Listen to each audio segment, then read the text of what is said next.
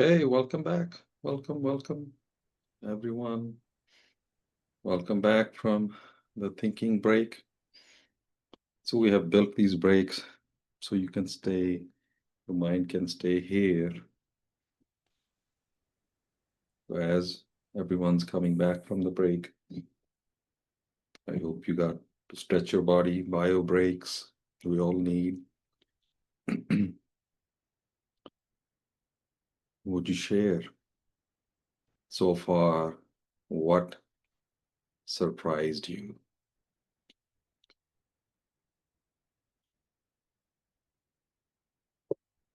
What's the one thing that you heard today that you did not expect?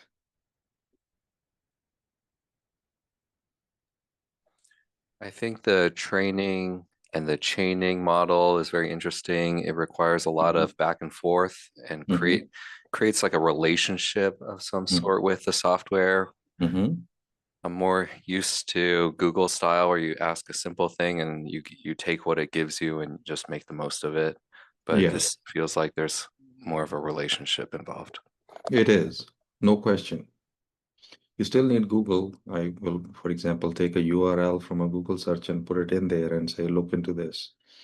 So it can read the whole page and then tell me something pertinent or something that's helpful or useful or summarize it, let's say, for me. Yeah. Yes. So that was Dr. Peng saying that Dr. Henge is saying all things ChatGPT can do with proper prompting.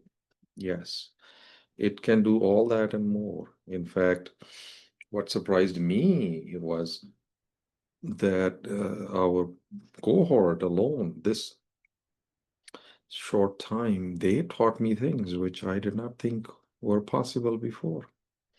So, yeah, proper prompting is the key. Very, very important. It's actually to do less. Really, I'm telling you, what I taught you today would be most of what you will do again and again and again. In fact, whenever you go off, just say, okay, how do I turn it back? And chaining really means that you just will learn it does that much good, then it does that good, then it does that good, that kind of a thing. For example, if you are writing, a, let's say, a patient instruction for something, if you say write down 5 steps, it will write that down. And then you expand on them. And then you add data or a story in there. You'll end up with a much richer document and then add images rather than trying to give some vague idea and then it doesn't know and you're unhappy with that thing. So chaining works really, really well. Yeah. Okay, very good. No, thank you.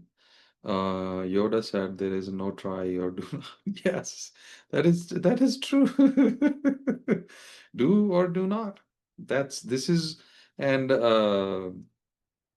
that's where doing is everything in this thing. In fact, we always say, okay, big context, remember that, I get it. But we always say how to do it and then what to do. But we already flipped it, what to do. And then how to do it is, just underlying that thing. But what to do, as long as you start doing, you'll be fine. Really, you will be fine. So, okay, let me do something. Let me actually add a file that I just showed you guys. What is it doing? Oh, okay. Let me give you the file that I just showed you, the main training file. in the chat. There you. Somehow it took a picture. I don't know why. Okay, very good. Now, the main purpose of having these champions and our cohort is this. I think I know my own capacity to listen to somebody who knows is like 2-ish hours. And I think I'm reaching your capacity too. There's only so much a speaker or a trainer can speak or train.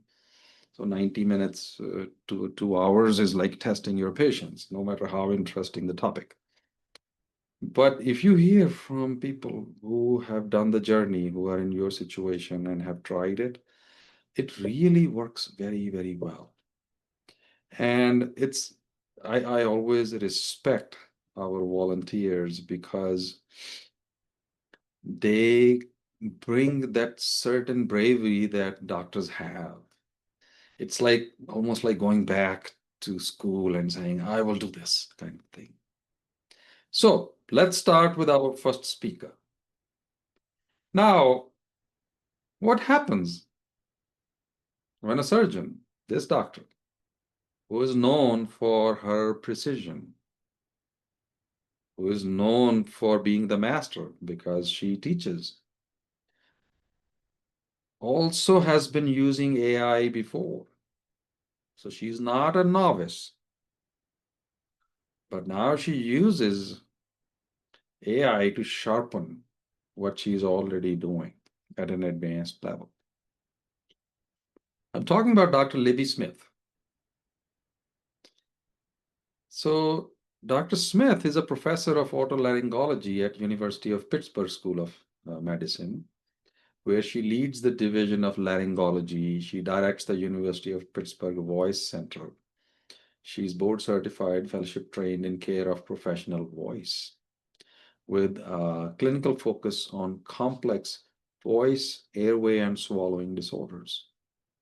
Her research is on laryngeal, EMG, vocal fold paralysis, and surgical ergonomics. And even before we launched this, like I said, she was using AI. She was streamlining her teaching. She was rethinking clinical messaging. And now she brings those insights to you. Clear, grounded, quietly powerful. Dr. Smith. All right, let me see if I can share my screen. Yes, you can. Well, I know I can, it's just if I can. Yes, you can. Just do it. So can you guys see my screen? Yes. Okay, all right. So let me move this out of the way. All right. So first off, I wanted to thank the college for setting this up. I think it's a really appropriate topic for where we are right now. And I wanted to give a special shout out and thanks to Dr. Singh for really being a great mentor and a teacher on this and all the other previous mid-years we've done. So, all right. So, we always have to go through like first, like, who am I? And most of you guys know me as, laryngologist. I've been pretty active in the college. But the previous me, I grew up in the thick of Silicon Valley, the year it actually became known as Silicon Valley.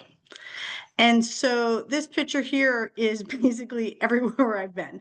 So where I was born, my family home, my high school, my college was just south of this picture over a mountain next to Silicon Valley. And then I went back and did a pre-medical school job for a couple of years, again, right in the thick of it all. So I had been in it forever and I never understood it. It drove me crazy.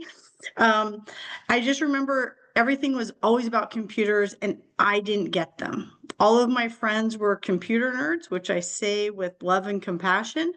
They ended up going on to Apple, and one of them was one of the creators of Apple TV and computer startups and software stuff. And they would just talk, talk, talk. And I'd be like, I don't understand anything you're saying. And I do not know why you're so excited about it, frankly. So I've always been very I don't know if resistant, but I guess maybe resistant to using computers. I always found them as a great way to write papers without having to use a typewriter. Um, and so, I saw this as an opportunity to test my resistance by adding more computer stuff to my life to actually make it help me with more aspects of my life to make it easier. So, all right.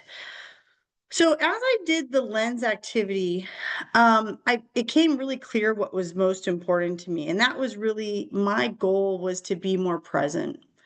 Maybe that's because my eldest just left for college. We still have another one in the house. And so I just want to make sure I'm, enjoying all these moments.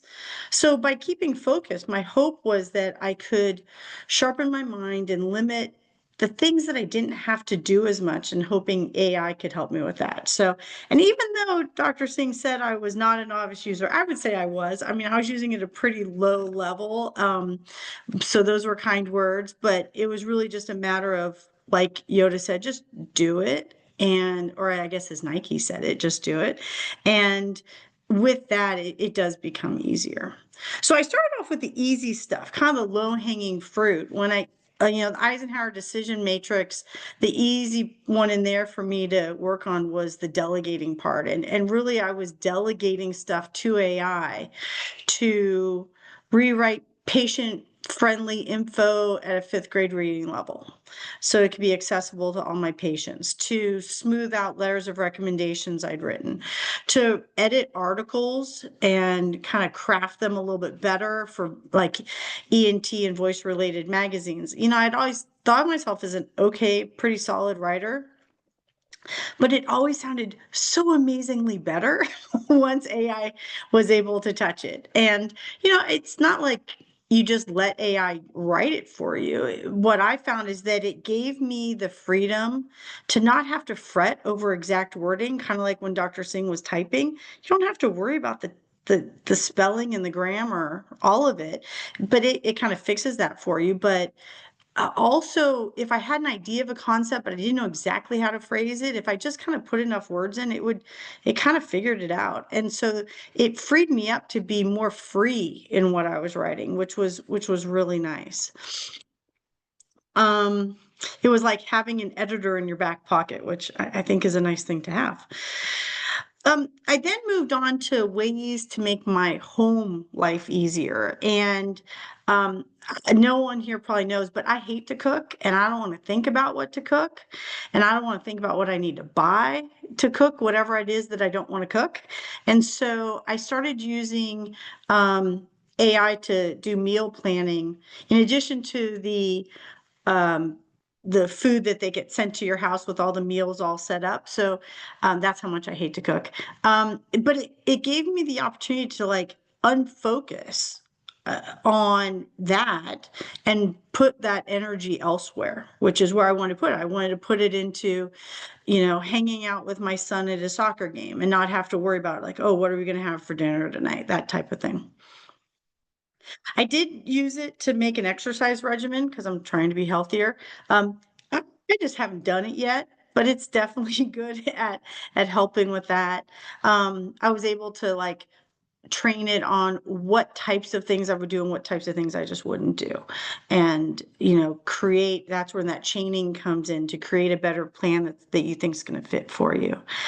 We used it for, our whole family used it for trip planning and sightseeing. And, I'd always done this kind of on my phone before with like just search engines that are on your phone. And, or by Ask Siri or ask Alexa. And what I appreciated with this is it went beyond the question that I just gave it. And so that was really helpful. And then I could take, deeper dive searches. So with my VIA stuff in there and, after I'd been kind of training it for a little while, I then felt comfortable having it help me kind of suss out like interpersonal reactions with folks at work. So, coworkers who maybe aren't getting along, how are we going to help like kind of mitigate that situation? In my position, I'm kind of like a middle management person, which is a tough place to be. So I'm like the bridge between administration and, all the workers. And so it's really hard because I've got my feet in both camps, and it was good in giving me different ideas on how to try to bridge that so that I could be a good sounding board, but also a good advocate. So it was really helpful. What I appreciated the most in there was its ability to, like, when I say, what am I not seeing? What other ideas are there? What can I do to de-escalate stuff? Be a devil's advocate, and really kind of push me to think more about the situation and maybe change my perspective a little bit, so that I can be a better, director of this group of people. I kind of thought of it like sometimes I just wanted to rant, and that there's value to that. Maybe that's when you turn off the "don't be so cold" thing, and you're like, "Oh, just tell me I'm great," because sometimes you need that. But it was like having a personal confidant and a friend and a coach, and maybe sometimes even a therapist to help navigate kind of the tricky things. Um, I'm also a peer coach for a young faculty member at the institution I'm at, which is actually, I love it. It's a great opportunity. Um, after having gone through peer coach training, and I've actually used AI to kind of cultivate different coaching ideas I had. I mean, there's lots of coaching stuff out there, but I kind of wanted to hone it into what was specific for this person. And again, it helped me like create charts and activities and all that kind of stuff. And again, then I didn't have to kind of take all that time to create it myself. Um, my latest chat was on addressing my son's sadness with his big brother leaving for college. And I got to tell you, that's been really helpful. And it was something that I didn't think that a computer would be able to do. But there was some really insightful information and thoughts and activities that, I think are helping him, through these transition. He doesn't know that I did this. So that's where it's maybe like just helping from a parenting standpoint. And then the last one was, yeah, I'm just trying to give examples of ways in which I've used it and found it helpful. Was my son, the one who's still here, wants to start a charity, and I'm like, I don't know how to do that. So I asked the AI, how do I do this? And it was really interesting because not only did it kind of give me the groundwork, which I probably could have gotten from like Siri, but it also then said, hey, do you want me to like help kind of brainstorm taglines and marketing opportunities, and these are the legal things you have to do, and here's some possible logos, and it made me start thinking about other things that I actually hadn't thought of, and that took like 5 minutes. So from my standpoint, I wanted more time on my hands. That provided me more time by a lot, which was great. So, the way I kind of think of it as, because I was definitely resistant, is basically where I started. I think of it like an idea amplifier. That's the way I've been using it. It's like bouncing ideas off, and then it makes me think of more ideas, and then, cultivate that. And it's been really helpful for that. Um, the way I've used it so far is like lessen that self-imposed pressure on myself that I'm like, I got to do all this. And so it allows me to delegate some of it so then I can free up that mind space for other stuff that actually probably is more important. I did ask or in my case it was Chat GPT, like why it should be so good, and he came up with this answer. I thought it was great. Um, and that's really where it's a relationship assistant, or I forget the term that was used earlier, but just that assistant to whatever it is you're doing to just help you through that. And in my case, being more present has been the goal. So it's been a journey since growing up in Silicon Valley, where all my friends were like total computer nerds and I was not, to where I was super resistant to now to then when I was skeptical, I was just kind of like dibble dabbling in computer stuff. And now actually I see that although there's potential downside, maybe down the road, but right now it might be the honeymoon period where there's some really cool stuff that it can help you do. And it's helped me ask better questions, keep a level head, consider different perspectives, and actually increase creativity because it's making me think of things I wouldn't have thought of otherwise. And in all this, I feel like it's actually saving me time, which was really my goal. I wanted to have more time on the clock as well as in my head so that things weren't rattling around on what I was doing next. Really, it's helped me with that. That's it. Wonderful. Wonderful. By the way, please ask in chat if you have any questions for Dr. Smith. In fact, I have a question. I must share, by the way, she's a wonderful teacher. She asks good questions.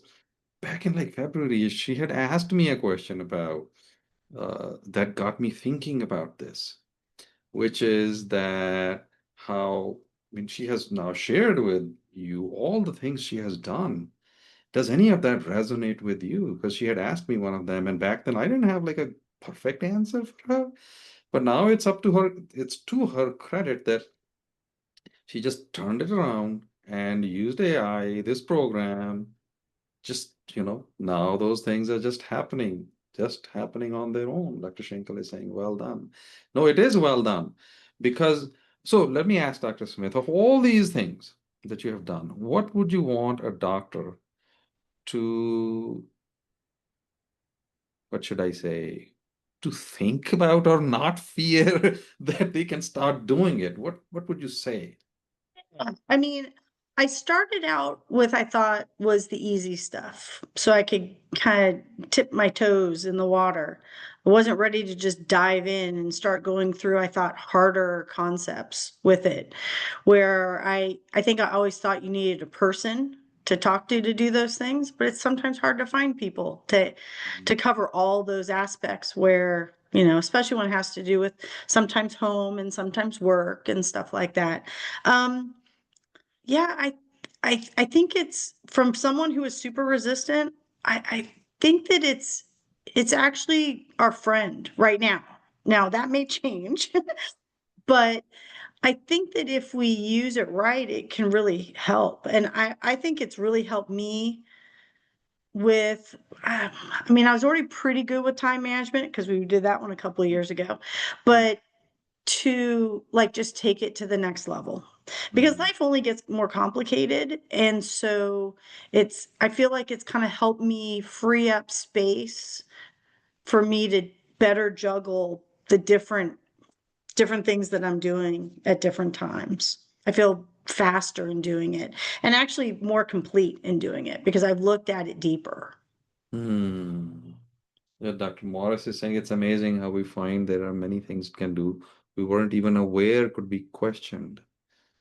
And people are saying, well done, Libby. So I think that mm, what an average doctor is gonna be hesitant about is what they're hesitant about any new software, let's say, like EMR, right? So what would you say to them? I, we just started using, and my group hasn't, but they have an ambient AI system.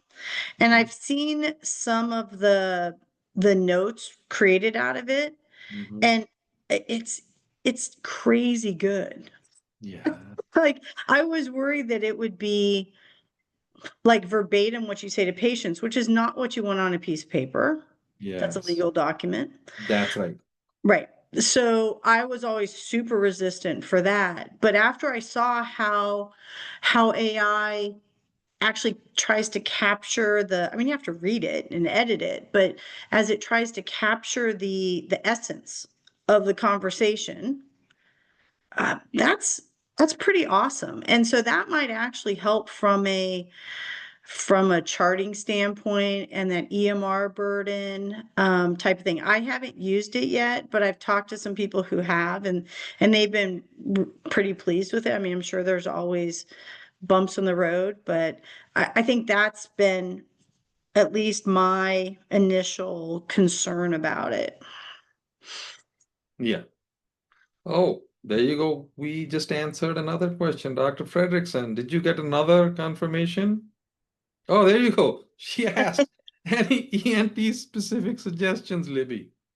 What do you I, say? I don't know what you mean. Like suggestions about what? Kristen, just unmute yourself so you Yeah. can ask. Okay, sorry, my life is a little crazy right now. My husband was diagnosed with a glioblastoma and everything's upside down. So Oh, thoughts so and prayers. sorry. Do you have any suggestions on incorporating AI into otolaryngology specifically? Are you using it yet or not? So I'm using it directly in my patient care because we have lots of handouts we give people, and I've used AI to improve those handouts, I would say, and make them more usable, high impact type of stuff. I think that right now that's the low hanging fruit. I mean, I'd be curious to see how others have used it. Again, I haven't started the dictating ambient AI for patient interactions. But has anyone else had any other specific or even ophthalmology specific? I think I'm we'll sure we'll hear get from, to that. I'm sure yeah, we'll we'll get to that hear with from the other others also. speakers. So, Yeah. these forums are always so great because, I wanted to like just kind of throw out a bunch of different things that I've tried that I have found helpful. But I know that like after the last year's one, I implemented like 4 things off of what other people said. I meshed it a little bit, morphed it a little bit to what I needed for my group. And I used that and it was awesome. So I'm sure you'll hear lots of, things that you can probably implement on your own. Thank Yeah. you. Yeah. Sure. And I'm No, so please. sorry. Yeah, Thank you'll you. hear from more people too. Yeah, that sucks. Thank you very much. No, thank you for asking. And you're asking what other people are thinking. That's just group mechanism. That okay. Any other questions for Dr. Smith before we let her go? Anything? Anything? Yeah, no, going once, twice, thrice. Okay, thank you, Dr. Smith. This was fantastic. You are a very good teacher, by the way. So I have to say that. Okay, wonderful. Now, our next doctor. I can tell you, she has almost confirmed that she had never touched AI until she attended our Thrive RX training in the middle of a night, because she was in a very different time zone, in the middle of a very super busy life. And now she's bringing her discoveries for all of us. It's like bringing fire to the masses. Dr. Mary Schinkel. She's a board certified ENT and facial plastic surgeon. She practices at Alton Memorial Hospital.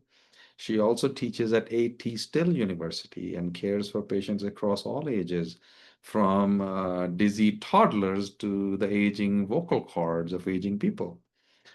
She was skeptical at first. She used our program, the Thrive RX program, to test what AI could actually do in a real doctor's life.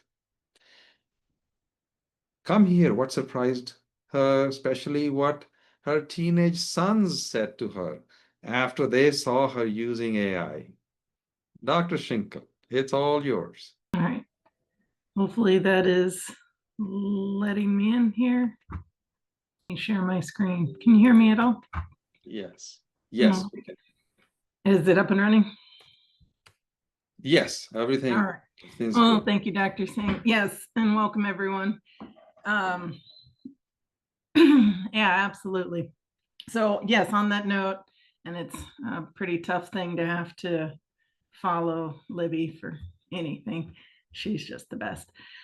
So yes, my kids pretty much couldn't believe that not only had I no interest or IQ with AI, but also that I felt like there was something I needed to learn before just using it, because it's just been so integrated in their academic lives that second nature almost, I guess I would say. And they thought it was pretty amusing that I felt like this was a little more than I could tackle at the time. So yes, as Dr. Singh mentioned, at the time there was just a lot going on, personally and professionally.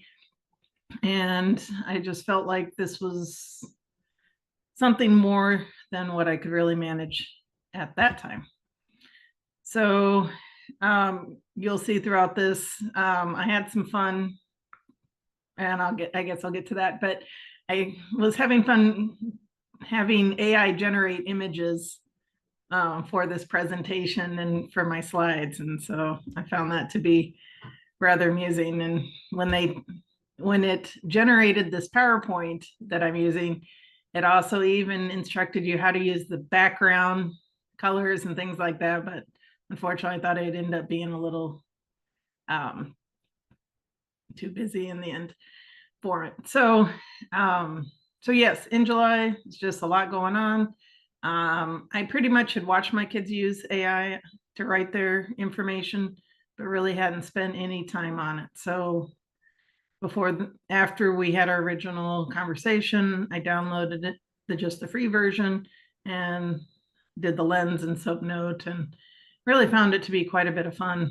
So yeah, initially I just used it to create the initial email to Dr. Singh regarding this, and the interest in it, and again, just enjoyment of learning something new really put it out there for me that I wanted to see what else I could do with it, and is there some way that this could actually benefit me, not only personally, but professionally as well. So yes, using core strengths, including the love of learning and curiosity, helped kind of open this up for me, and the kindness motivated me to share what I discovered with you today.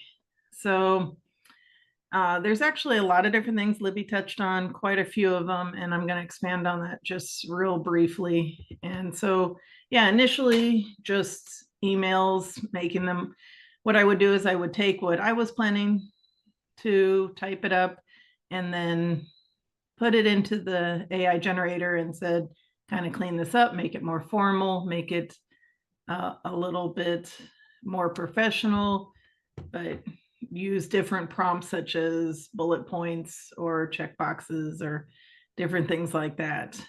So then I've made cleaning checklists, travel planning.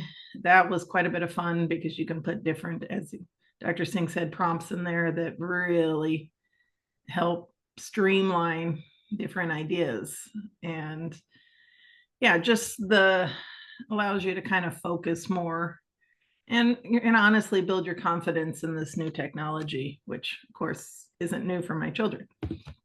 So yeah, soon it was part of organizing tasks, different projects, and with that, to Dr. Frederickson's question, the medical scribe with ambient, that I just want to touch on real briefly. So at our institution, we have had the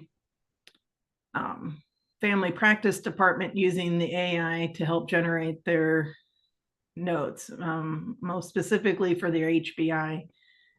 There are some physical exam and assessment and plan aspects to it. At our facility, you have to get a license first and basically apply for a license, get the license.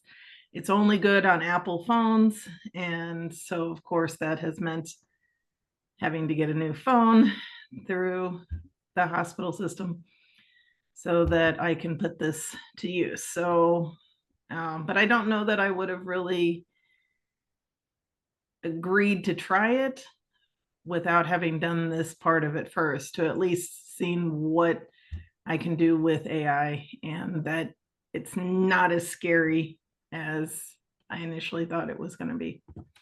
So yeah, it's actually been really fun. And I have to say it was pretty exciting when I put the first couple things together and had it come out really clean and pretty and just kind of worked with it a little bit. And yeah, back to the lifelong learning, just really enjoyable to have a new skill and to expand on that. And yeah, kind of exactly what Libby mentioned was the greater confidence in putting some things together and making that time more available for other aspects of your life. So yeah, if there's one piece of advice, just start with it, just get into it, download the free ChatGPT as a fairly straightforward, as Dr. Singh showed us.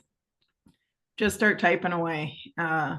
And as Chad also mentioned, it's not replacing us, it's helping us out, and it's going to give us some extra tools we need to clean some things up and improve on it. My employer has kind of rolled out a little bit more of this to medicine department before specialist, but even to respond to some of the results that we get on a daily basis. And we, of course, then have to approve it before it's sent, but they can make it a little nicer, cleaner, and then send that information, those results out to the patient in a way that they find to be a little bit more personal and enjoy more than if it's just the few little type lines that we may otherwise include in a MyChart message on some level. So yes, as I mentioned, put it more into the everyday clinical notes. And then, as Dr. Smith also mentioned, the patient care research, and obviously sharing this out and helping others learn along the way. And so, yeah, if there's one thing I can ask you to do is just get into it, try it, give it a chance, and just start putting things in there. It can just be pretty nonsensical to start with, and really just kind of go along this journey with it, because it is quite a bit of fun once you get it over the initial hump of worry about it. And then, yes, this was my computer generated image of embracing AI. And I have a lot of problem with this image, especially the fact that the AI has more fingers than the female surgeon, but you know, it was still pretty funny. I actually laughed out loud when the system generated this one. So thank you very much. Appreciate your time and attention.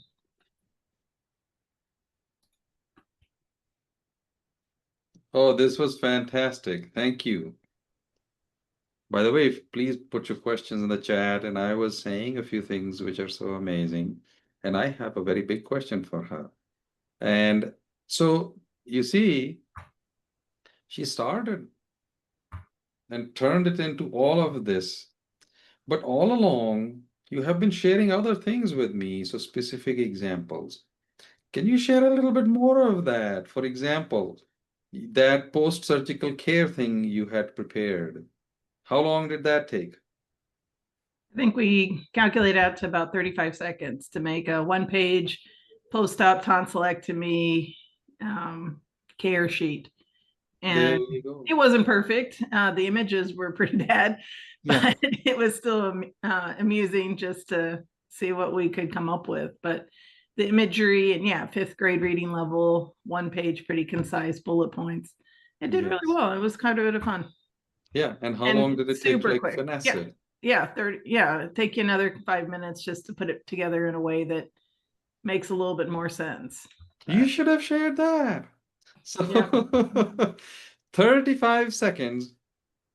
What age? Reading level? I think it's like 5th grade reading level. I think it's what we were doing. Yes. Or I forget all the prompts that we put into that, but I think we bet that it was going to be about 20 seconds and ended up being about 30, 35 seconds for it to generate. It wasn't me telling her, she was creating it. She was showing me how all this was happening. Here's what happened. And I'm not an otolaryngologist, obviously.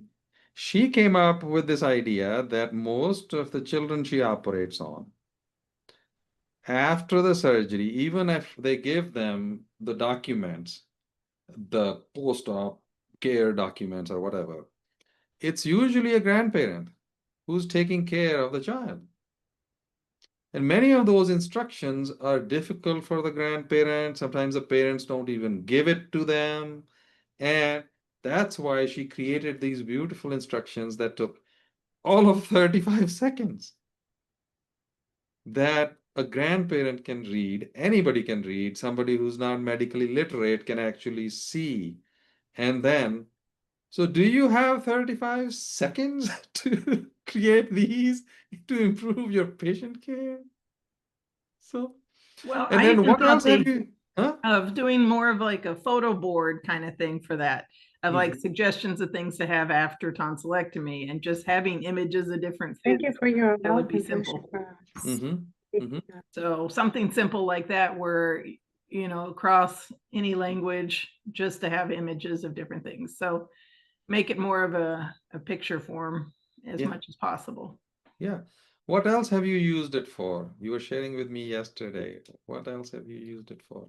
Yeah, just cleaning up different email. There's a author that I follow that had posted something fairly sweet online, and just to respond back as a comment section, and that, you know, and she's very personable. She'll read her comments and actually respond back to you. And she actually lives out in the San Francisco area. And so Okay. that was really fun. But yeah, I put it in what I wanted to comment and then use the prompt of, I'm putting this Facebook post in for this person, make it, clean this up, basically make it more formal. And it even included the little images and the little icon emojis on it as well, which I thought was quite a bit of fun. So it's your own language, yeah, enhanced, I guess is the way I would.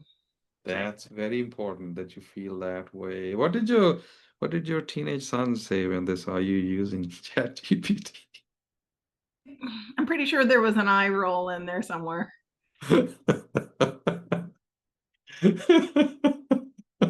Isn't there always? Okay, very good. No, any other questions for Dr. Schinkel? Because she answered that question that this is being rolled out in hospitals, starting with primary care. That's, by the way, a very, very common thing. And in fact, the two specialties or three, which or two at least, which we don't think as primary care or, frontline care. I don't know where we came up with the word. One is ER, one is OBGYN, and one is psychiatry. So the three of them are frontline where we see, people just come in straight away. And those are where also they have been rolling it out without any hitch. The hospitalists, I mean, they're also like that. Okay. Yeah, so people are saying great presentation. Eye rolls from my teen as well.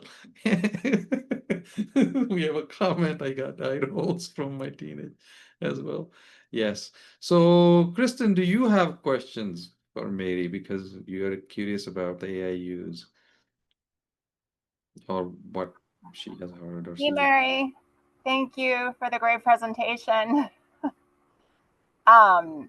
No, just we need to keep in touch about ENT specific Oh, I ways see. to improve our lives with Yeah. AI. So you just We're just heard, starting to roll this out. for example, these small things which we are not thinking. And while we were talking about it, I really, this is sort of like a passion for me, is that we are all worried about misinformation and disinformation and distortion of information out there about medicine, including maligning of the profession. How are we going to fight it? This is how, one patient at a time. We treat them well, but also give them information the way they can understand. And AI is one of the best tools in that. You saw 35 seconds, and then in 5 minutes, there were images and step by step everything that you could create. And then what we did not test was You can actually put all of them in video creating AIs, and it'll make a video for you. In 2 minutes, it'll make a 5 minute video, or it takes longer to make a 2 minute video, but it can do all of that for you. That's where we are at now. So why should we deprive our patients? These things that used to cost tens of thousands of dollars, or at least many, many hours, can be done within seconds, or for free. And if you want to just use images, that's fine. There's no problem with that. So you can use translations without a problem. Thank you, Mary. So this was really very, very energizing, because I learned a lot from you, and you were like showcasing all of that as we were talking. Okay, our next doctor will share what his kids taught him about AI, because apparently teenagers are the real tech experts, and how these lessons inspired new ways he's incorporating AI into his medical practice. Dr. Daniel Solano is a board-certified ophthalmologist. He is accredited by American Osteopathic Colleges of Ophthalmology and Otolaryngology. He earned his DO in medicine from Nova Southeastern in Fort Lauderdale, and completed his internship and ophthalmology residency at Doctors Hospital in Columbus, Ohio.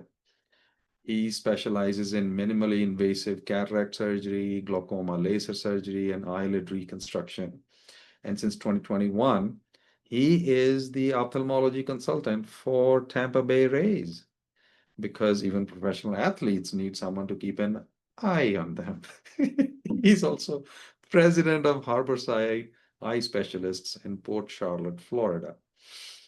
Outside of medicine, he's very proud father and husband to his wife Alexandra, and father to 4 children, and who remind him daily that while he can handle delicate eye surgery, he still hasn't figured out laundry, bedtime negotiations, and who left the lights on. Dr. Solano, take it away. Thank you, Dr. Singh, and I'm glad to be here. Welcome. It's good to be back with everybody, even though we're virtually back together. So yeah, so Dr. Singh brought up my kids, and that was a big part of why I did this. Summer was approaching this year, 2025, and my son wanted a car, but he had no job. And so I said, listen, this isn't going to work without you doing something to put your part in. And so I said, why don't you come up with a business? Because you're going to have a lot of time this summer. You're 16. You have a lot of time this summer where you can do something. And so he asked ChatGPT, and this is, I didn't use ChatGPT at all. And so he said, what job should a 16-year-old do? And sure enough, ChatGPT said he should be in marketing, start his online business, and which it did. Basically, it gave him an outline for a business plan, helped him build a website. And so all summer, he was thinking he was going to be rich. And so he was worried about his tax bracket the entire summer. And thankfully, well, maybe not thankfully, but funny enough, he didn't have to worry about his taxes at all, because he didn't make any money all summer from this job. But he still pursues it still, even though after the entire summer. Exactly. Nice problem to have. Yeah, the entire summer, he's even though he started this online business, I would see him how much he would trust AI, ask it questions, and follow what it told him to do. And he was pretty dedicated to it. And that's one of his ChatGPT quests. His other one is a 6-pack. So he's getting close to both. But and so that was my main quest in terms of doing something for chat or AI, essentially. I wasn't using it very much. And so I said, let me figure something I can do to jump into this. It's never too late, right? And so it was good to get on this Thrive program. And part of the prep work was great. It was good to watch these videos and to learn from other people, and learn the infamous PDOOM, which is a term that stands for the probability of doom of the AI and the research of estimated likelihood that AI will lead to catastrophic outcome, including human extinction and irreversible dystopian future. So that was a good definition of an AI word that I've never heard of, and I guess my kids didn't either. So that was a good good reason to teach them as well. And so I was going to go over a couple things that I learned. I didn't make a presentation. We too had some events happen this week, and it kind of flipped this upside down. And so we're just trying to deal with some things now. But so I'll just tell you a couple things. I won't be too long. So the first thing that I learned, and Dr. Singh helped me out, but I was trying to be cheap and I didn't want to buy ChatGPT, and so I got a way to get Gemini for free. And the best thing I learned is it doesn't help. It's not as good as ChatGPT, and so I don't recommend using Gemini overall, but it does integrate with Google Docs and Google Drive and your emails, and so that did help me out a little bit. But I just, that was just one lesson that I learned right off the bat. The other thing I learned was I use Doximity a lot, and I'm just curious, and if you guys want to throw in the chat, if anybody not use it, or what's their experience been with Doximity? I was going to share my screen and I'll show you guys if you haven't used Doximity, but I'll just show a little bit about Doximity. And Dr. Singh, do you use Doximity? I don't know if that's something you do. Not extensively. It always shows up, not extensively. So I don't know. Can you see my screen right now? Yeah, please show us. No, really, show us. So Doximity is only for doctors. And so if you sign up, they'll give you a phone number. And then it has ChatGPT, which is all free. And then it also, I use it as a fax machine. And so the first thing, so Doximity has a platform where doctors can complain about a lot of things. And so, that's one downside of it. So I try not to get into all the news feeds and all the comments about it. So it does have GPT, but I'll just go over the other things it has. It has a dialer. So you can set your caller ID to be whatever you want. So I set it for my office. I can call my patients. I can even video call them, FaceTime them, whatever it is. And it also has a fax, and so it gives you a fax number. And my office is constantly using it, so all my staff send out faxes. I just really wanted to be away from paper trails. And this is fairly new. I haven't used it, but it was brought up in the previous conversations that were mentioned about needing like a scribe. And so it's not integrated into an EMR system, but there's different ways where you can just log into this on your computer, let it listen to your conversation, and it'll generate a note based on what you're describing. So that's just one way. Doximity in general was going to help me out. So I've been using Doximity for a while because of this, but the GPT version was something that I started using because of this conference. And I'll go through a couple of things essentially it was ChatGPT, Doximity GPT. It was all the same thing. It worked exactly the same, but I'll share a couple of things that I did. Number one was uploading PDFs. That's been the biggest game changer for me. Is if I wanted to analyze a PDF, change a PDF, whatever I needed to do with a PDF, I can just upload the whole file and ask it to change it around, rewrite it, and it was able to give it back to me in a PDF format. And so operative notes, and so I've asked GPT to write an operative note for me, and it does a pretty good job, but obviously I get to change what I want, but it's just great to have a quick way of an operative note. You just type it in, write me an operative note for whatever surgery, and it dropped it in for me. I would ask it to write policies for our staff, and so if a staff needs to be disciplined, or just a new policy about things that I don't feel like thinking about and taking the time to write a whole policy about, I would just ask it, write this policy to help me with this. And it was quick, to the point, way better at writing than I could have ever written. And then recently I was hired to be an expert witness for a lawsuit that's going on. And so it was my first time doing it. I had no idea. And so I asked Doximity GPT to, first off, just give me a price sheet, because the lawyer was like, what do you charge? I was like, I have no idea. And so it made a whole price sheet for me. I was able to share it with the lawyer. And then I had to do a compulsory medical exam, which I've never done, never heard of really. And so Doximity just was able to tell me what to do. And then when I examined the patient in the office, in ophthalmology, there's a lot of numbers, but the lawyer needed it in a paragraph format as a summary note. And so I was able to just take my PDF of my note and drop it into this. And I said, summarize this in a sentence format. And it did a really good job. So I was pretty impressed by that. And so that was a big help for me, because that would have taken me a while. And then when I was done with the lawyer case, I asked GPT to create an invoice based on how much time I spent with the patient, what my hourly rate was, and it gave me a great note at the end of it.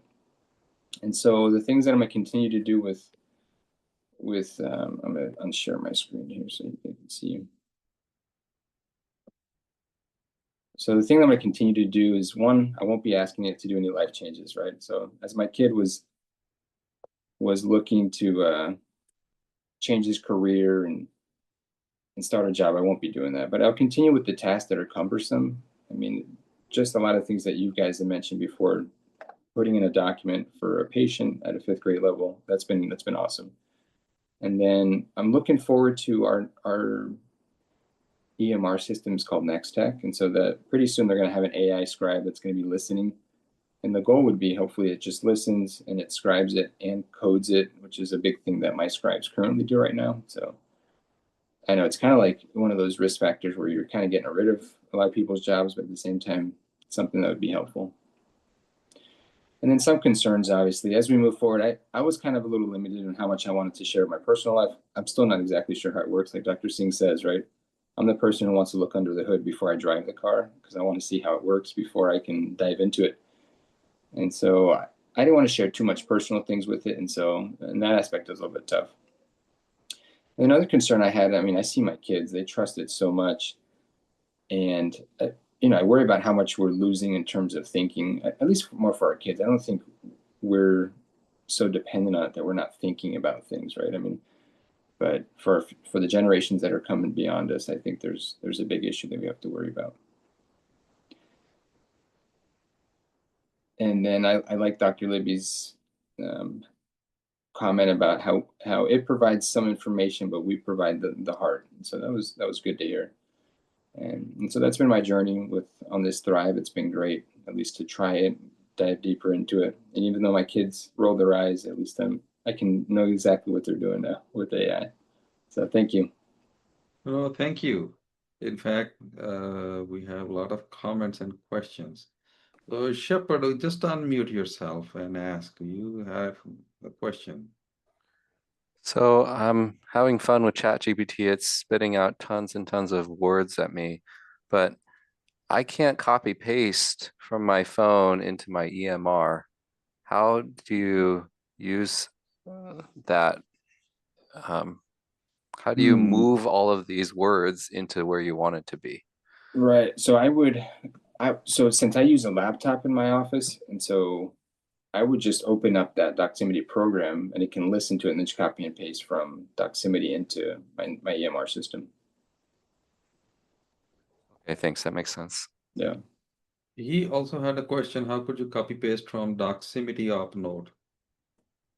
Yeah, same thing.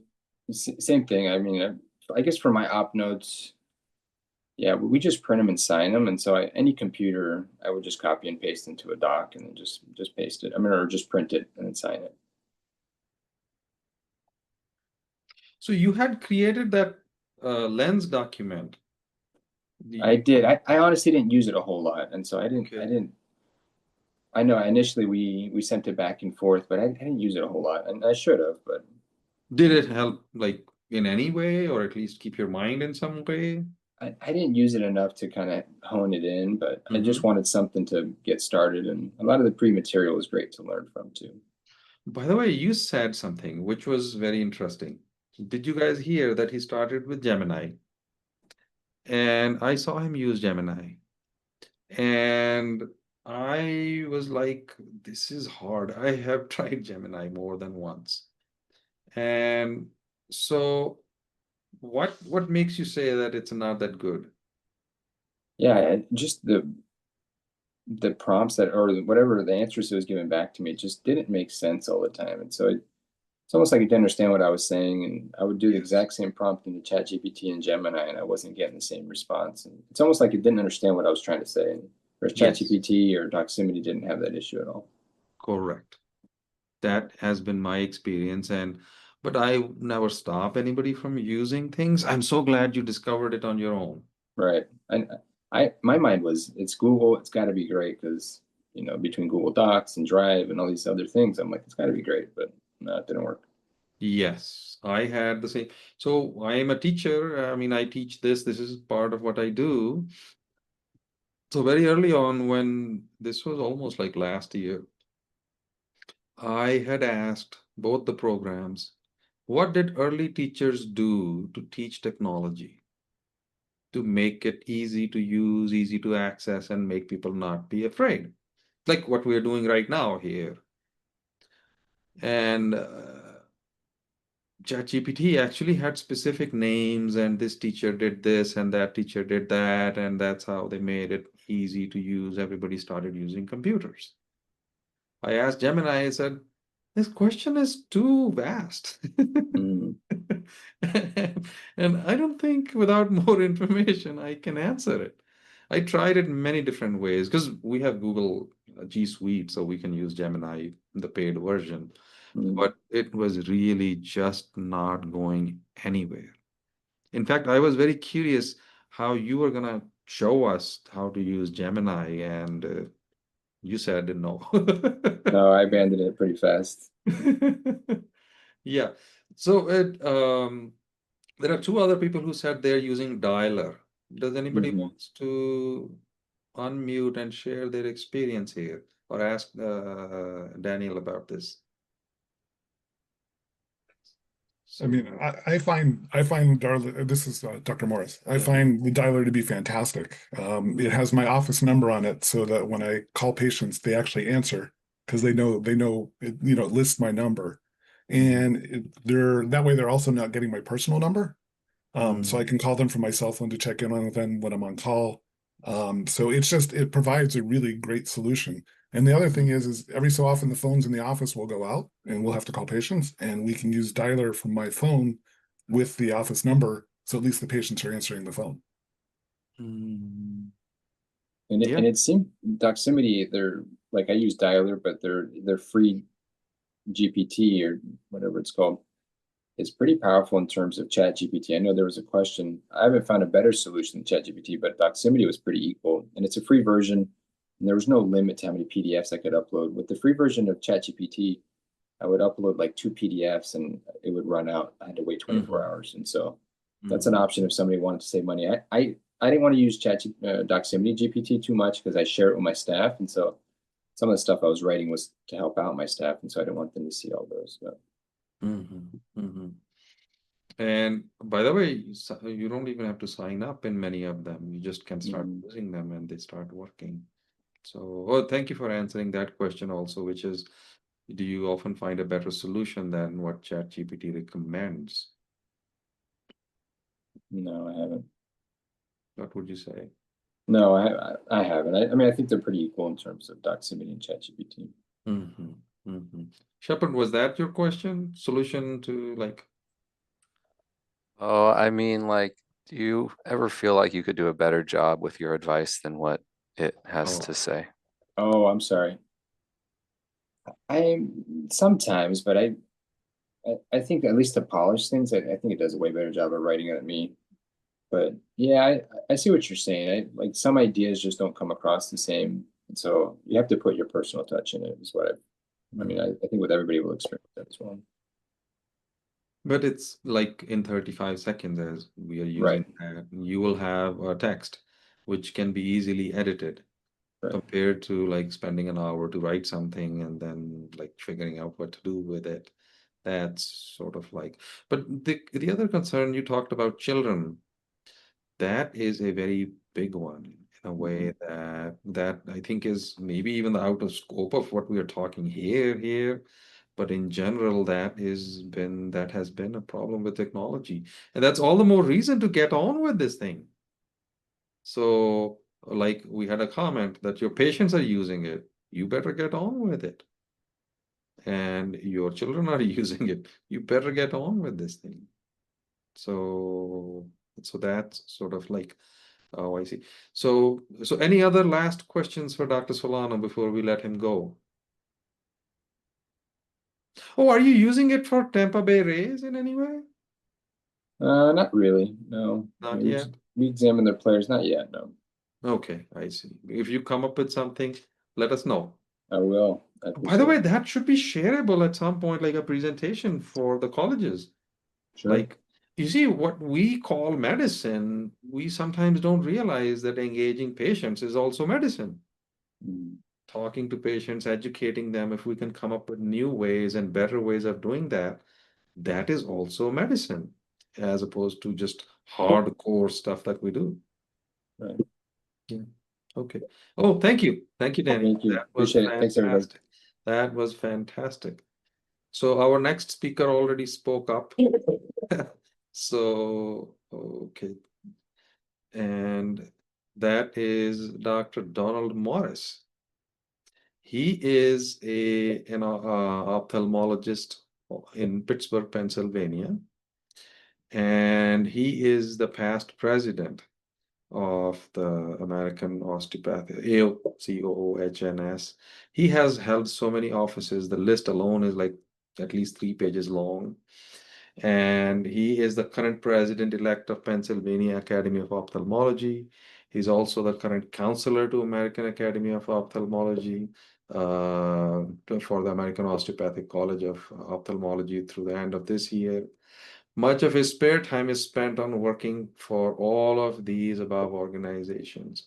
And I thank you for this. We need doctors like you who do this. Otherwise, even the way the profession needs guidance, protection, and almost like a guild, we need people like you. He is most proud of being the father of 3 wonderful children and being a husband. There are no grandchildren yet, but his wife is waiting. In his spare time, he enjoys cooking and baking. He's always shared his Babka chronicles. And currently, he's enjoying a resurgence of snickerdoodles. Snickerdoodles. He has also been told he makes a great guacamole. And he said, so so at this point, I think, I mean, he is and Dr. Smith have been with us from the first cohort. They show up every year, and I always learn from them. So, Dr. Morris, take it away. So just like Libby, I want to thank you so much for doing these. We've learned so much from you over the last years, and just fantastic. So I'm going to go ahead and screen share and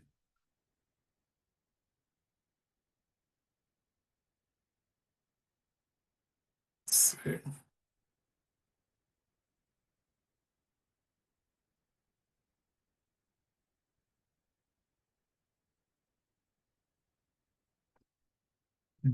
Just get this out of the way. Oh, We can see it. It's I I see lost your it first. presentation. Yeah, I lost it for a second. Hang on. So that's where sometimes when it shows up here. Um,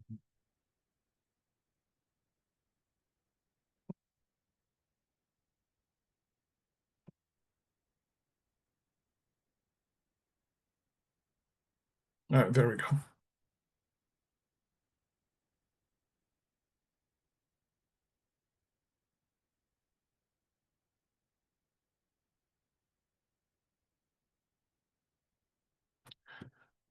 It's given me, I figured this was my one worry, is that it was going to give me trouble getting this part out. Let's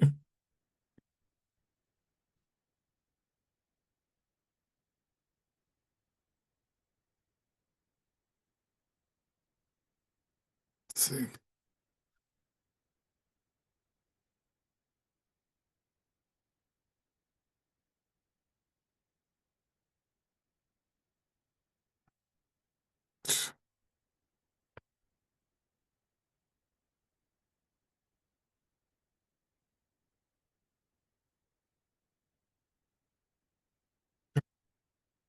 And it won't let me do that.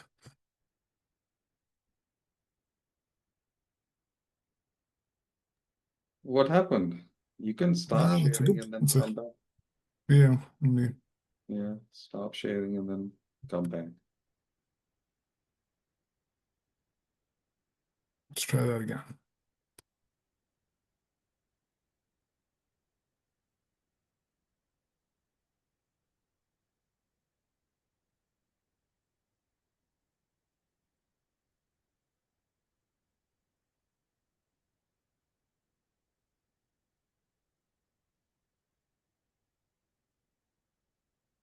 Okay, sorry about that. So I'm also very much a novice for ChatGPT. And so looking at this project was something that was it was exciting to me just in terms of learning something new. I also had my questions about ChatGPT. So my project for this mid-year was decluttering for physician wellness. So this project combined physician wellness, decluttering, neurodiversity, and some help from AI. The title is Clutter Clarity in the Physician Mind, or Declutter the Space, Declutter the Place inside of your mind. So this project is based on something that my wife and I weren't able to accomplish on our own, and we asked AI to help us. So since AI was helping with the project, it also helped me put together this presentation. So the presentation was written both by the AI and with a lot of revision and help from me. So first and foremost, the only thing I really knew about using AI prior to this project is that it's really good at making Dr. Seuss style poems out of just about any text ideas. So to be true to myself and for a little fun, I asked AI to write a guide summary of my talk in Dr. Seuss form. So this is the guide summary. Clutter here, clutter there, it seems to live most everywhere. In closets, shelves, and on the floor, it weighs us down a little more. But clear it out, and what you'll find is space for peace inside your mind. With teamwork strong and tools in hand, even big messes can be planned. Soap for thoughts and photos to show the journey old to new. AI helps us to set the stage. Order brings wellness at any age. So let's start with physician wellness. We all know that we have to deal with long hours, EMRs, patient loads, amazingly high patient loads, and administrative tasks. And all of these things take their toll and lead to physician burnout. One thing that's often overlooked, though, is how much physical and mental order in our lives influence wellness, and it can help to decrease burnout. So we all know that taking the time for wellness feels like an add-on. It's not something that feels like it's part of our normal schedule. And in reality, it should be as integral to our physician work as our other tasks. So for me, part of physician wellness and part of personal wellness is that I exercise in the morning in my basement before I go to work. And I also relax there with movies and sports. And there was a lot of clutter going on in my basement. And it was continuing and getting worse. So the clutter there was starting to affect my feelings about being in the basement. So why does clutter matter? Well, for me, clutter isn't just messy closets or stacks of paper. It's a form of mental load or anguish. Seeing so many piles and bags and realizing that they're an immovable object that I'm someday going to have to tackle, to me, build fatigue, stress, and frustration in my life. Some positions, with our constant time pressure and type A personalities are affected by this. Others aren't quite as much. And in general, in the past, I wasn't affected by this as much. But as I'm getting older, I am noticing that it bothers me more. I find it harder to relax when there's a million things going on. So there's the types of clutter that I looked at were external clutter and internal clutter. So, and I found that the task of external decluttering is really rewarding for me because it gives me space where I don't have to think about that immovable object, all these things, these bags, these things that are cluttering up my house. And I find it truly rewarding, specifically in the morning when I'm on the treadmill or stretching, and I don't have to start my day thinking about all of the things that need to be done in the basement or all of the things that need to be done in the house. So for me, self-care in a tangible way is actually decluttering. So external clutter is tangible. It's something that we can see, something that we can feel. Internal clutter is intangible, but it includes unfinished tasks or multiple responsibilities or multiple worries. And for me, I've found that having some external order helps to calm the internal clutter, and it gives me a clear space to be calm in. And starting the day that way makes it better for me and makes it better for my patients. So how did we approach this? Well, for our decluttering project, I first enlisted my wife as a partner. She was a bit iffy about it, but did eventually sign on. And we both did the strengths survey and loaded our top 5 strengths into ChatGPT. With many prompts to ChatGPT, we asked it to create a program that would work for both of us to clean together without the fighting and frustration that had been an issue when we've tried to clean before. And I'll talk about why that was an issue in just a little bit. But ChatGPT helped us to create a program using an Eisenhower matrix and using journaling with the SOAP notes. The program it created helped us to realize that we needed to set time limits and boundaries during the cleaning sessions. We needed to have music. We needed to make it a little bit more fun, and we needed to respect each other's approaches a little bit more. So This is the Eisenhower matrix is a tool that Dr. Singh already talked about earlier today, and he introduced it to me last year. But it helps us to separate what's urgent, important, deferrable, or unnecessary. So in other words, it's a tool that helps us prioritize what we act on, what we defer, and what we let go. So this is the Eisenhower matrix that we used. And again, it's broken up into 4 squares: urgent and important, urgent, not important, not urgent and important, and not urgent and not important. And using ChatGPT and having it ask us questions, we filled in the things that were bothering us about this area, especially, and again, since this project was the basement, how the areas that were bothering us the most. And again, it looked at what we were telling us, and it told us that our first step should be the desk area, and our last step should be areas where cords are that we'd already bundled and fixed. We also did SOAP notes after most of the sessions of cleaning. And with the use of SOAP notes, we were able to note the tangible things that we did, so the progress that we made. But they also helped us to understand ourselves and how we work together. Sometimes we worked together really well. Sometimes we didn't work together very well. Most of the time we did okay. I did have one situation where I expressed in the SOAP notes some frustration, which was meant to document the journey, but that was not taken very well by my wife. So we did have to work on that. But considering our past experiences and trying to declutter together, we did incredibly well. And I'll tell you, we're both still here, we're still married, we didn't kill each other, and we have a clean basement. So to me, this project was a rousing success. So this is the SOAP note that we created for us to be able to work, with this project. My wife designed and created the format in Google Docs. One of the things that we found is ChatGPT is not that good at designing a matrix or creating the forms that we wanted the way we wanted them. So we had to do this in other programs and then import it to the AI. And this is something that if anybody's interested in doing this or wants a copy of how this framework works, I'll send it on to Dr. Singh, and I'm more than happy to have it go out. But it did prove useful to us. So decluttering is teamwork. I mentioned before that my wife and I have not done well trying to clean and declutter together in the past. One big issue we have is my wife is neurodiverse and I'm neurotypical. So we look at the world, and in the case of decluttering, very differently. I had a hard time dealing with our different ways of thinking, as I'm project-oriented and want to move forward quickly, so I'm happy to do an entire room. By contrast, she's detail-oriented and her thinking is multifaceted, which is a much slower process. And I did have to learn that her neurodiverse way of thinking isn't the barrier that I thought it was, that it could actually be an asset, but we had to approach it differently and with different expectations. So I needed to approach it with fairness, teamwork, and honesty. The same is true for her, in that she has to be aware of the way I think and to try to understand why I become frustrated or impatient. So what we learned about each other in decluttering does carry into other aspects of our life, and actually does make a difference because it explains some of the arguments that we've had over time. So her neurodiverse perspective added some creativity, and my neurotypical perspective added structure. And that process did deepen our understanding of each other. So real life examples. I selected decluttering the basement as my project because of the fights that my wife and I have had when we tried to clean together in the past. Theoretically, this was a neutral space. We both have the same desire to declutter for ourselves and for our kids, and that's one of the things that we determined that's in common. But every time we had attempted to clean in the past, I felt defeated. We couldn't agree on how to clean, what to do with the things that I would get rid of and she wanted to keep.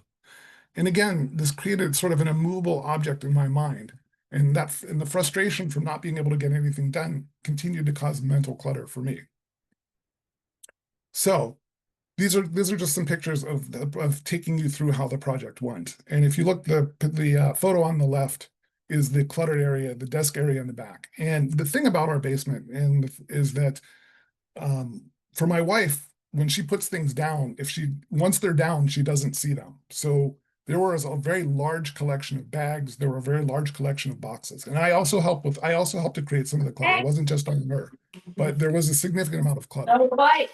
So you can see the desk area to the left, and then you can see actually after a couple hours of work over a period of time, the decluttered area on the right, and how much more peaceful that area was, how much cleaner that area was. And looking at that just gave me a sense of calmness. And beyond that, it gave me the sense that we could actually do this project together. And that was thankfully with some of the programming that AI had helped us to create. This is another example of where we would walk into our basement.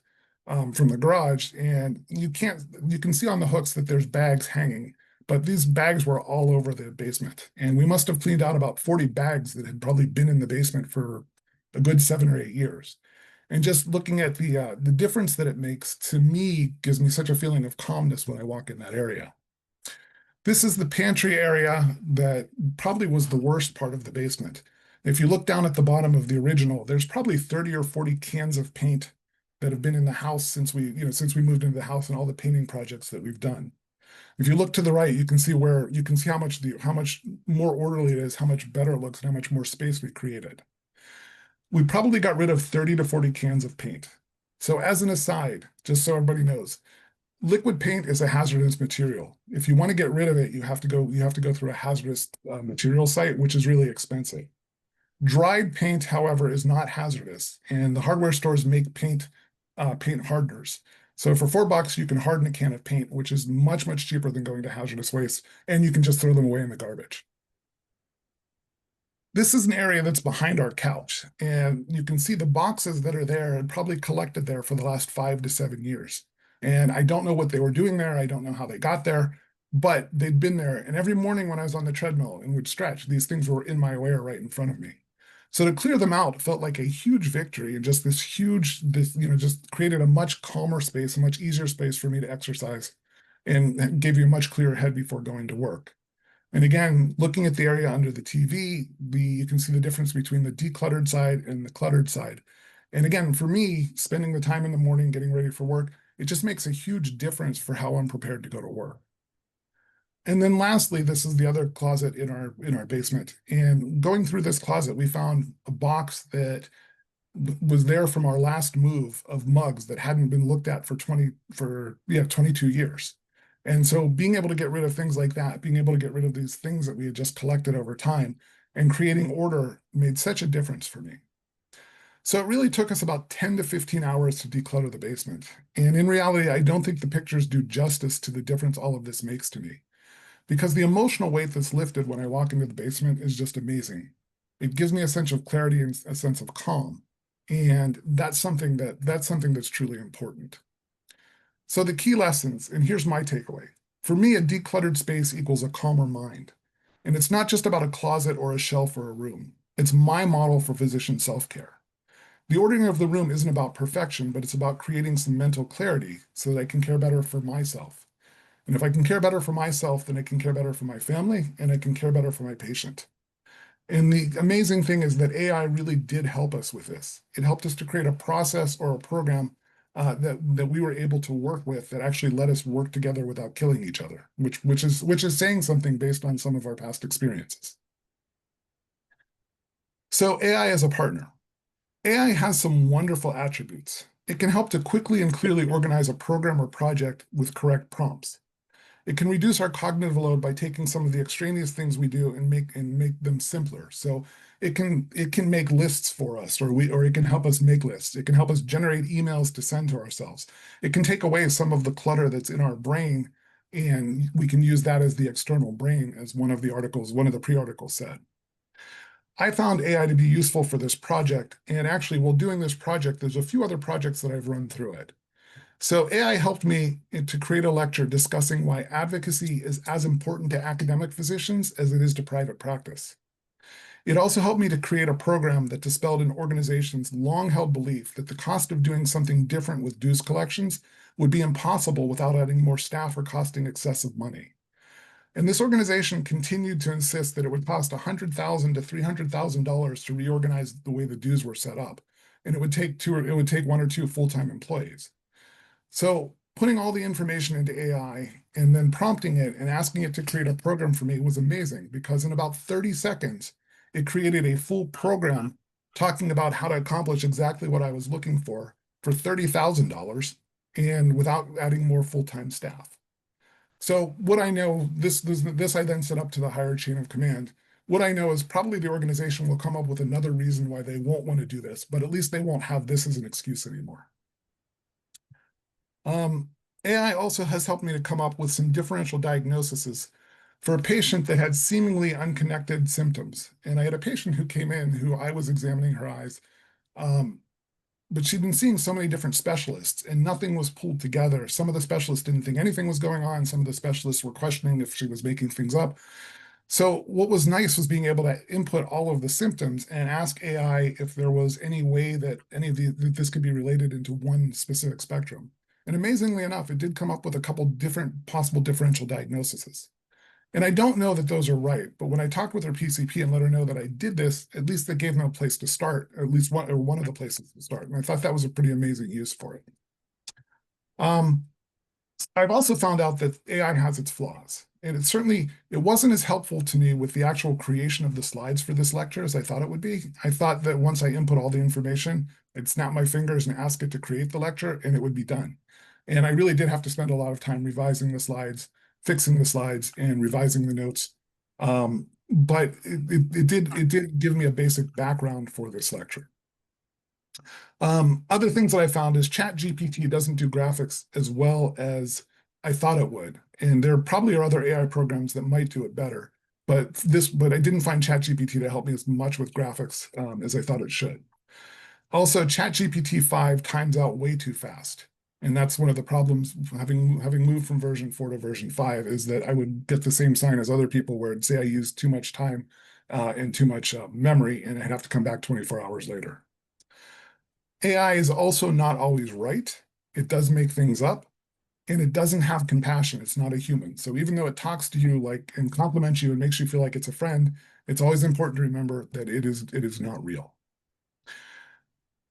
The other thing is that AI uses a tremendous amount of energy. And I don't know if lots of you have probably seen this over the summer, but when all of our electricity bills went up, and if you looked at the news was saying that part of that was because of AI, because it was using so much energy that all costs were going up for everybody. So to me, AI is a double-edged sword. It does some wonderful things, and it does some things that are not so great. The one thing that I do know is it is fantastic at turning things into Dr. Seuss type rhymes. So for conclusion, clear the space, clear the mind. Wellness is what you'll find. With teamwork strong and tools so bright, order brings calm both day and night. So clutter less and your mind will be healthier for you and clearer for me. Thank you.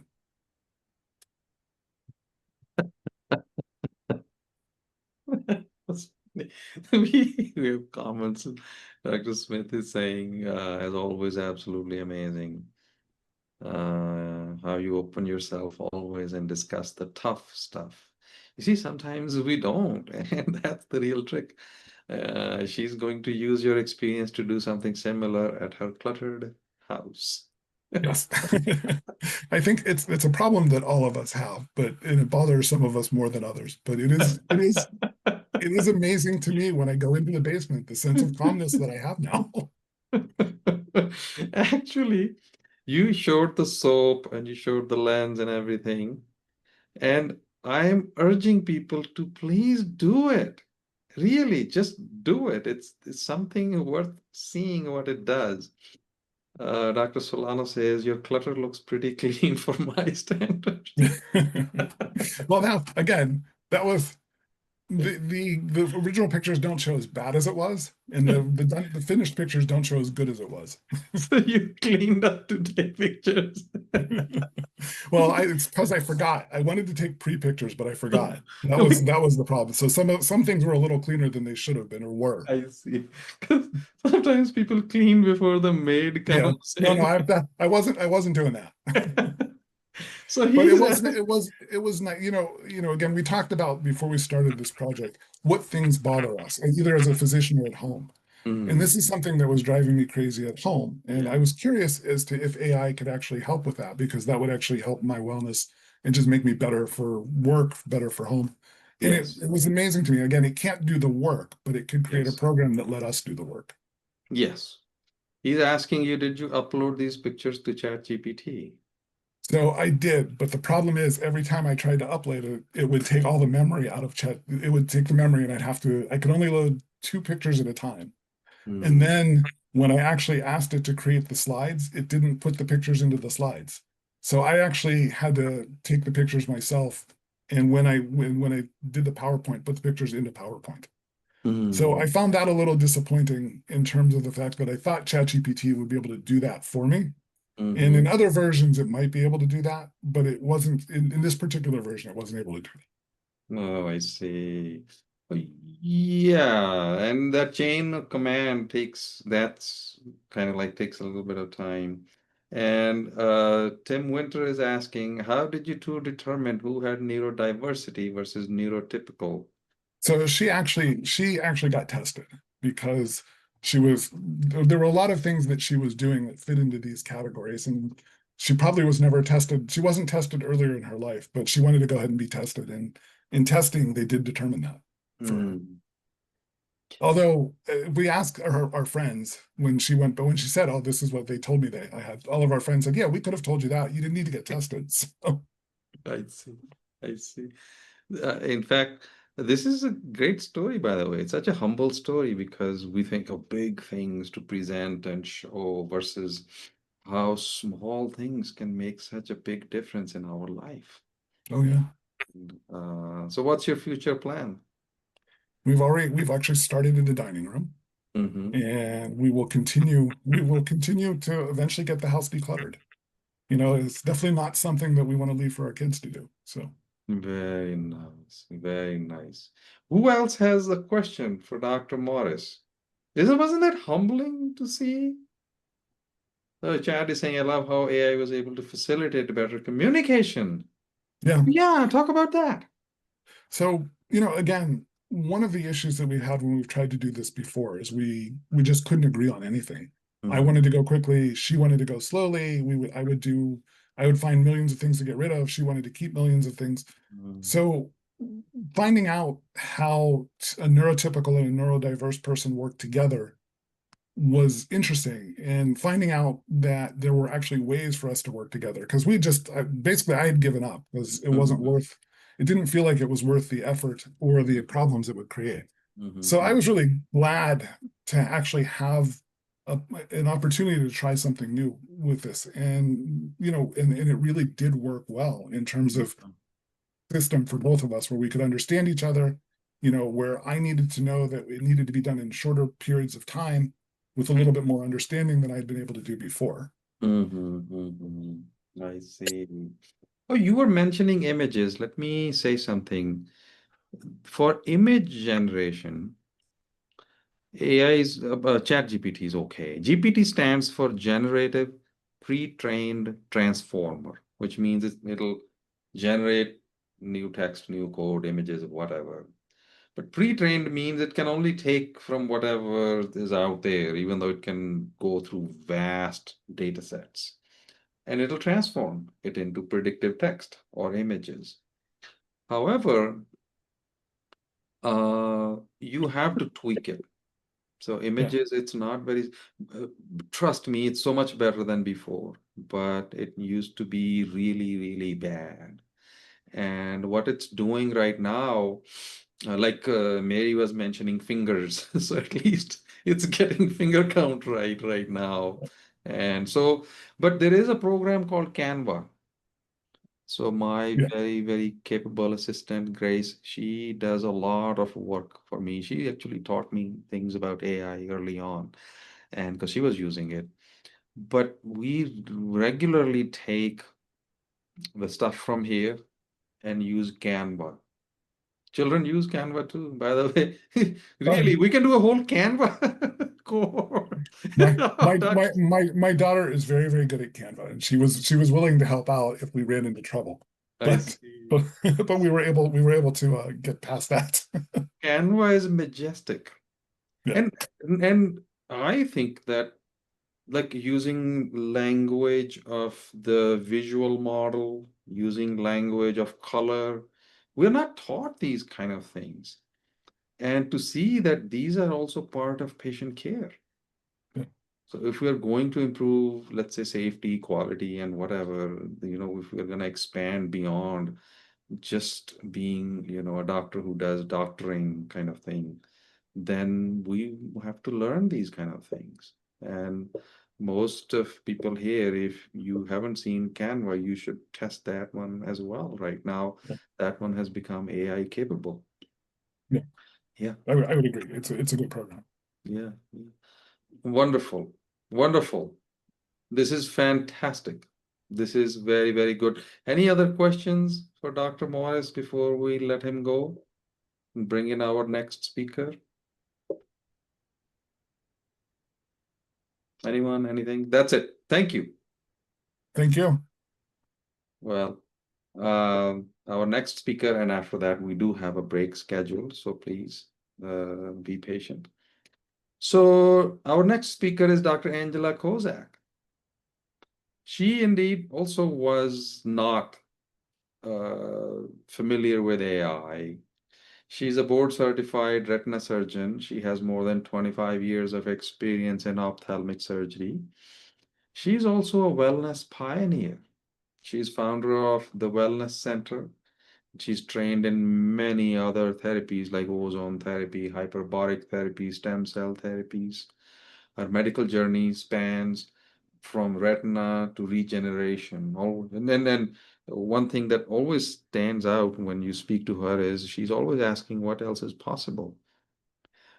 She lives in South Padre Island, Texas, with her husband, 3 kids, 2 dogs, and one very large cat. And like I said, until this year, she had never touched ChatGPT. And she joined ThriveRx as an experiment to see if AI could help a doctor with busy life at work and busier life at home to think and plan and lead better. She has a team. So what started as curiosity turned into something bigger. In fact, it was so much fun seeing her write things on paper. It's so amazing. It's like just listen to her story. Today she'll share what happened, what surprised her, and why she's not going back. Let's hear what happens when deep experience of a doctor meets fresh tool like an AI. Dr. Kozak. So simple. Thank you, whoever gave me that advice. I appreciate it. And thank you for your patience. I will say, Harjot, this is very, very difficult to follow these 4 absolutely amazing speakers. Libby's just her excellent presentation and her very natural delivery. I think, Mary, I loved your images. Kudos to making such a beautiful presentation. Very, very, very pleasing to look at. Daniel, thanks for the doximity tips. We've run into problems in our office with losing all of our phone lines and internet. So I think that's a wonderful thing that I'm going to bring up at our next meeting. And then Donald, I like your Swedish death cleaning ritual here, putting it into words. My husband's trying to make me do this now, and I'm resisting. So I'm going to bring out, maybe get your form so we can kind of work through that and not have so much strife in our house. So again, thank you for all you guys producing such amazing presentations. As Harjot mentioned, I am very new to using ChatGPT. The first time I heard of it was just from my kids. I have 3 children. One is a senior and twin boys who are now 16. They're in their junior year, and I first heard about ChatGPT because they were using it to help them with some homework. And I wasn't sure if it was like acceptable for them to do this. It seemed like they were getting all the answers and just using them to do the homework. They were creating some presentations, and so we had a big discussion about why that might not be acceptable. So I started to look into what it was, and this opportunity that came up when I received the final call email by the college looking for volunteers. I'm not usually one to kind of stand up and give my opinion, but I was very curious, very, very skeptical. And so my curiosity won out. So I have a picture right there of my life. I have 4 schedules to deal with. There's a home schedule, a work schedule, there is 2 school schedules, and then a personal schedule. Tons of Post-it notes everywhere. I usually have another pile at the end of the day with Post-it notes all crunched up that were completed, and the ones left over that are all connected with paper clips, because those are like the ghosts of, unrealized potential right there. So I've got a box of those hanging around. So I really wanted to kind of find some answers to the question that I face every morning when I get up is, how do I get through my day, get all this stuff done, and still have a little bit of time for my family and myself, and maybe get to bed before 1:30. So we kind of all know the feeling of overwhelm. So I'm going to just kind of go to the next, oops, view. Okay, this is a bunch of old charts that I have a picture on the left that have to be taken and dealt with for an audit. They're not in our system. They were old charts. So that is a project that's been sitting there. It was put there about 2 weeks ago, and this is exactly how I feel about this project. Yeah, pretty sure that's the last time he's playing this game. I just want to scream. That is me screaming when Yeah, I see pretty sure that. that's And the I last time he's playing this come into game. work. So I really needed some pointers and some help with how to organize jobs like this. I think when I went out to set this goal, we looked at the program, and all the 4 steps that were listed all the 3 steps were kind of easy. Signing up for ChatGPT. Yes, I did ask a 9-year-old niece to help me do that. I did plan our first session after a very busy summer. I was at the last possible section. I completed the VIA character strengths assessment to find out that my top 5 were honesty, love of learning, fairness, kindness, and gratitude. And then I had a bit of trouble with the AI fluency test because although I have always thought I was a stellar test taker, I did achieve the amazing score of 0. So that put me in the realm of curious onlooker. So with my abysmal 0 score, a very strong feeling of having been left out, and my love of learning, I decided to see what this AI could do for me. So step 1 was really identify the problem for us. And the problem seemed to be me. We weren't quite efficient enough. I needed to get a little bit more efficient. And number 2 was to define the mission. So question was, how do I make my life a little less chaotic, not be so tired at the end of the day, and create a more efficient workflow for my staff, my patients who sometimes had to wait quite a bit of time to see me, and also not be the worst parent ever by always being the absolute last person to pick up their kids at school. So I started out with a plan. I used the Lens format and ChatGPT to create a schedule. Initially, my schedule was on paper, and then I changed over after the first week onto the computer. So I did put the image of my paper. Oops, sorry, right here. Here's my paper scan which we started on first week, and I did this because I was away.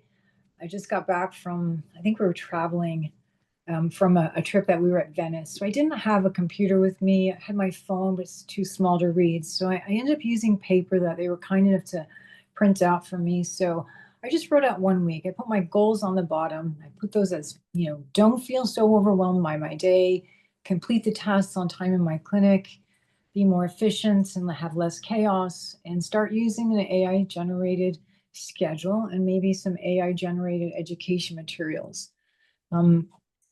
So we set out to make that schedule, and it was a little hard the first time, but after a few days we implemented. I was doing very good with keeping the times. I was able to get out on time, but feeling rushed. And so I had a little meeting with several of my technicians who spend a lot of time with me with patient care. And I asked them, hey, what else can we do here? And we came up with a couple of ideas, and we used ChatGPT to sort of help us with this. And that was like taking so much time with every patient who had any of these problems, was educating them about how to fix their problem, how to follow my instructions, and not get calls back. Did we explain it right? Or I didn't remember how to do this. So we use that to create a couple of education documents. I used it to create a document for post-intraocular injection care, since we do so many of those every day. And trying to explain that over and over, it just became monotonous and time consuming. Another issue was treating blepharitis. It was just something nobody wanted to take the time to explain. And then we did an eye drop schedule because we have a lot of elderly people who maybe not the best memories. They can't remember the cap colors or they mix them up. And so we ended up making another document with that. Now, about 85% of my population here, my patients, is Spanish speaking. So ChatGPT was able to create some really easy to use documents. And then it was able to convert it into Spanish, to translate it. And that was, I think the whole, maybe say the blepharitis instruction paper took about 9 minutes to make, and then another minute to make it into Spanish. And so I felt that that was very useful. I didn't know how it was going to really impact, but after using it for one day, we were able to save about 45 minutes just on that one document alone. And the other thing that I learned from that, it was I could delegate that task. So sort of using the Eisenhower matrix, what was so important for me to do. And that sort of empowered the staff who was going to utilize that instructional paper. They felt better because they had a part in helping that person understand it. So that was super helpful. I think, let's see. Oh, this was it. So after utilizing these two small things, I made just only 2 changes. We made a schedule that we kept adjusting and reviewing through the SOAP note that I came up with at the end of every week, to try to get my staff not looking like the eye roll and being happy. So I think as a result of that, patients were better educated. They had fewer questions. My office staff felt less burdened and was absolutely happy when they started leaving on time daily. I was no longer the last parent to pick up their kids after school. So lesson learned, I think making like very small changes, and these were only 2 changes. We've since made a list of additional things that we're going to address and be able to come up with some solutions to make it even better for us. But these 2 small changes with like consistent little shifts or changes in my daily routine and doing it repeatedly over a period of time, it added up to realizing a lot of control where previously there was chaos. So using the ChatGPT AI model did provide valuable tools to accomplish this. In one of my meetings with Dr. Singh, he mentioned a book that I did purchase, and I just recently got it, called AI for Life. And this is very valuable. I've since completing this task, I've also used a couple of the prompts that are listed in here and suggestions. And one was for me, it was with like all of they refer to it as a mind dump.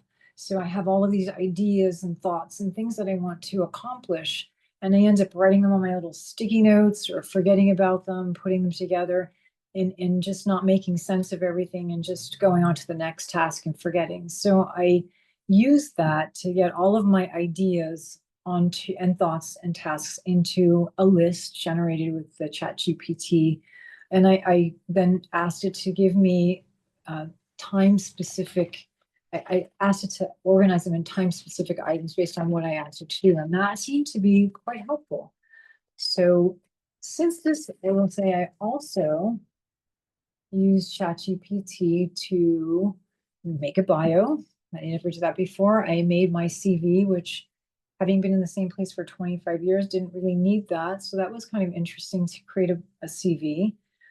I created a schedule for home, which we looked at some maintenance things and regular schedules that we can take care of and not have to deal with problems when they occur. We created some of the patient education brochures that were very well accepted. I took a test with this, and that was already, I arranged that with the teacher to see more of if it was an accurate thing. I did get a 98% on the test. I helped my son with physics homework using ChatGPT. I wrote a speech. I didn't use it, but I wrote it. And I think that it has many other potential uses that I'm kind of excited to look at. So I think, let's see.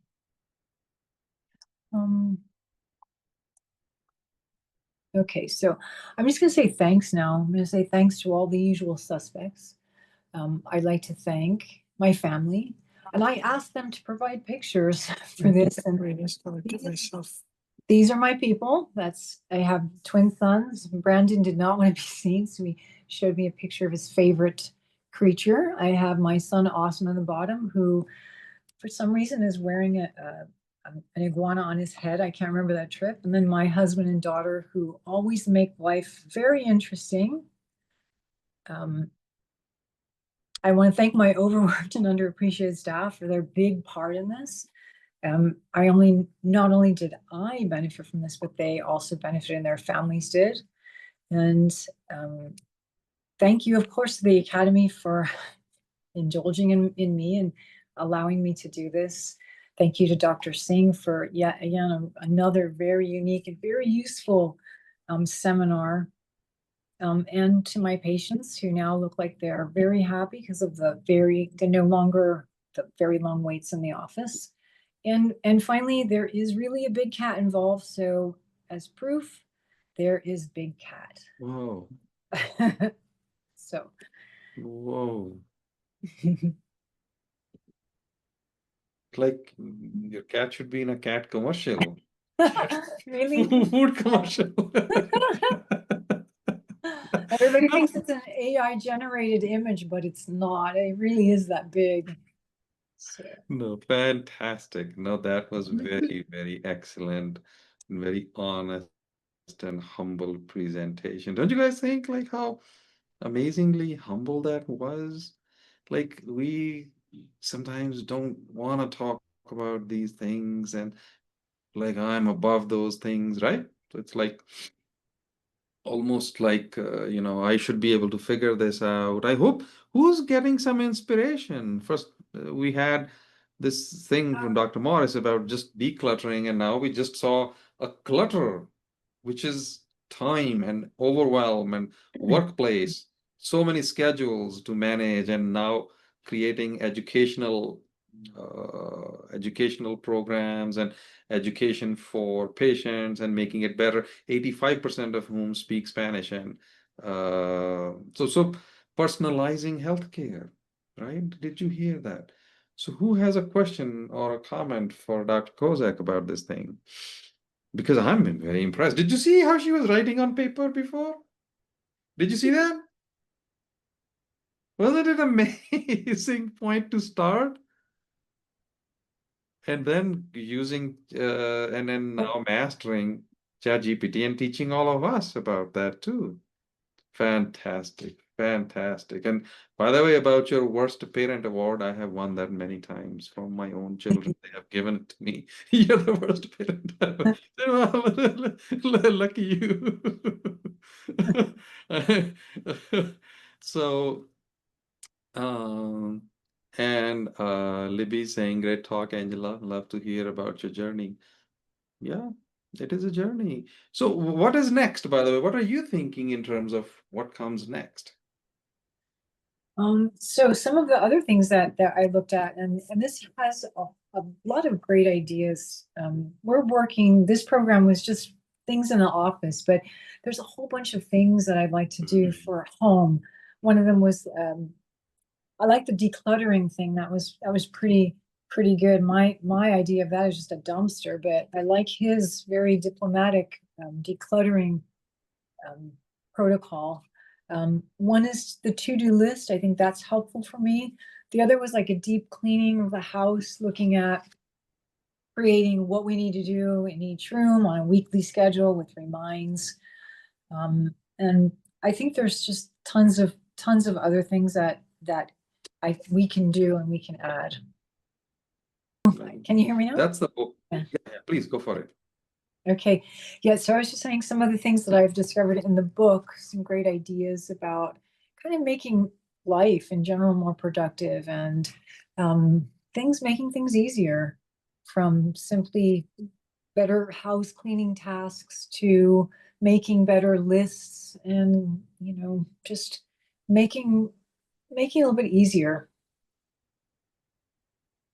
Very good. I put the link to the book in the chat.